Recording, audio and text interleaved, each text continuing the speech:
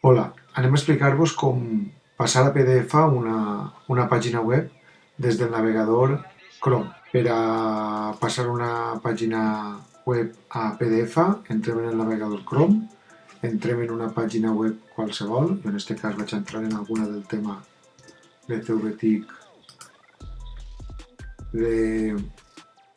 de la formació, curs inicial, me'n vaig a la del tema 3. Com veieu, ara mateix estem així en una pàgina web qualsevol, una pàgina web concreta. Aleshores és molt senzill, n'hi ha dues maneres de fer-ho, o vinguent-nos-en a la part superior dreta i triant l'opció imprimir. Com veieu, s'obri una pantalla en la que puc imprimir la pàgina web i puc fer diverses coses amb ella també, com veieu.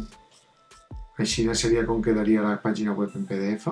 I simplement, així normalment m'apareixerà la impressora que tinc seleccionada per defecte. Com veieu, jo tinc així una impressora concreta, però si canvio l'opció m'apareixerà l'opció d'impressora i si canvio l'altra opció m'apareixerà guardar com a PDF.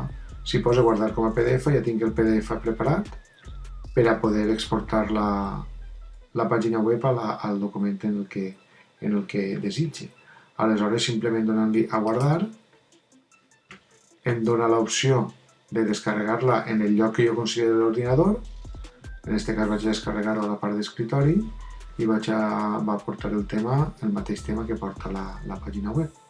Li dono a guardar i simplement buscant en l'escritori el tema 3, quan jo punxi 2 vegades se m'obrirà el PDF, a més amb els enllaços funcionals i l'enllaç a cada lloc, que funciona perfectament, tant els enllaços dins del document com l'enllaç a altres pàgines web.